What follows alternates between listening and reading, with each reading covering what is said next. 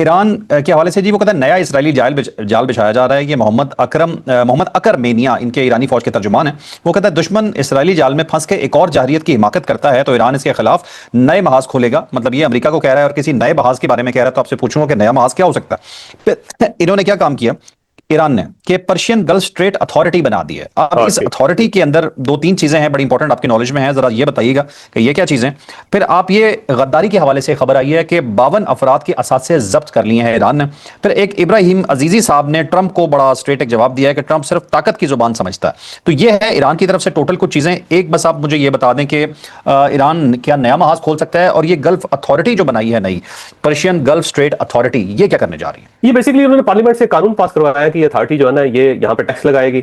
आप नए हुर्मुज़ से गुजरने वाले हर जहाज से एक तो उसको इजाजतनामा लेना पड़ेगा। पहले वो इनसे अप्लाई करेंगे, ऑनलाइन अप्लाई करेंगे, और वो इनको इजाजतनामा देंगे कि ठीक है आपका ये जहाज है, ये टाइम है, आप उसको यहाँ से गुजर सकते हैं। और साथ ही उससे टैक्स वसूल किया जाएगा जो $2 मिलियन है। $2 मिलियन पर जहाज जो है वो देंगे और वो यहाँ से गुजर सकेंगे।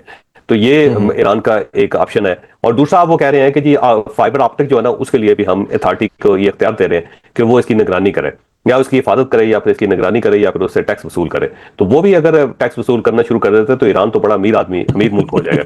लेकिन अब यहाँ पे एक बड़ा सवाल ये है कि अगर एक मरतबा ये सिलसिला खुल गया तो जिस मुल्क के पास जो समंदर है वहां से वो टैक्स लेना शुरू कर देगा, और फिर आर्मी ट्रैफिक जो है ना वो ब्लॉक हो जाएगी। अब देखें जो फिजा के अंदर से जो मुल्क जो जहाज गुजरते हैं, वो जहाज जो है नीचे से जो मुल्क होता है उसको टैक्स देते हैं। ये तो आपको पता होगा कि फिजा से गुजरने वाला हर जहाज टैक्स देता है। अब अगर फिजा ये दूध इस्तेमाल करें, हाँ, जिसकी एयर स्पेस इस्तेमाल करते हैं, और उसकी बुनियादी वजह यह है कि एयर स्पेस जो होती है उसके अंदर फैसिलिटीज होती हैं उस मुल्क की, जो वो फैसिलिटीज उसको प्रोवाइड करते हैं।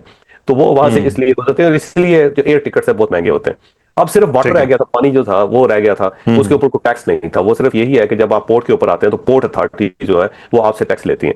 लेकिन अगर ईरान ने ये कर दिया और दुनिया ने ये तस्लीम कर लिया तो फिर उसके बाद एक नया सिलसिला शुरू हो जाएगा। जिस मुल्क के सामने से जो बहरी जहाज गुजरेगा वो टैक्स देता जाएगा और आगे बढ़ता जाएगा। उससे गुड्स जो है बहुत ज्यादा महंगी हो जाएंगी और महंगाई का एक सैलाब आ जाएगा पूरी दुनिया के अंदर। तो एक नया सिलसिला जो शुरू होगा, अल्टीमेटली उसका ईरान को भी नुकसान होगा। फिर ईरान के जहाज भी जहां जहां से गुजरेंगे टैक्स देते जाएंगे, और हो सकता है ईरान के लिए हर मुल्क अपना एक नया मैकेनिज्म बना ले, और उस मैकेनिज्म के तहत ईरान को ज्यादा टैक्स देना पड़े दूसरे मुल्कों के मुकाबले में। तो वो एक नया खेल शुरू हो जाएगा। तो बहरहाल ये अथॉरिटी जो है वो बनाई है उन्होंने, और उससे पहले ये प्रपोजल थी, फिर ये कानून की शक्ल बनी, फिर ये पार्लियामेंट से, अभी मेरा ख्याल ये है कि उन्होंने अप्रूव करवा लिया कि वो पार्लियामेंट का इजलास नहीं हो रहा था, क्योंकि उनको खतरा था कि पार्लियामेंट का इजलास हुआ तो उसके ऊपर अटैक हो जाएगा और सारे पार्लियामेंटेरियन शहीद हो जाएंगे एक ही वक्त में। लेकिन अब मुझे लगता है कि इन्होंने इसको अप्रूवल इसकी करवा ली है, तो ये बना दी अथॉरिटी। ये एक नया सिलसिला है जो अगर ईरान ने कर लिया तो फिर पूरी दुनिया एक मरतबा रीशेप हो गई, फिर आसानी के साथ ही मामला चलने वाला नहीं है। ठीक है। और दूसरा ये नया महाज क्या खोल सकता है ईरान जिसकी धमकी दे रहा है? ईरान यही है, वो फाइबर ऑप्टिक है। वो फाइबर ऑप्टिक जो है ना, वो केबल जो है उसके साथ उसने माइंस लगा देनी है। उसने कहा ये लगा दिया, मैंने चलो आप कर लो जो करना है। बिल्कुल ठीक है। ये उसके लिए एक बड़ा खतरनाक खेल है जो ईरान खेले। पहले हम कहते थे कि वो मछली काट गई है, वो वेल या शार्क ने काट लिया है, हम कहा करते थे ये केबल को। इस दफा हम कहेंगे ईरानियों ने काट दिया। ईरानियों ने काट दिया।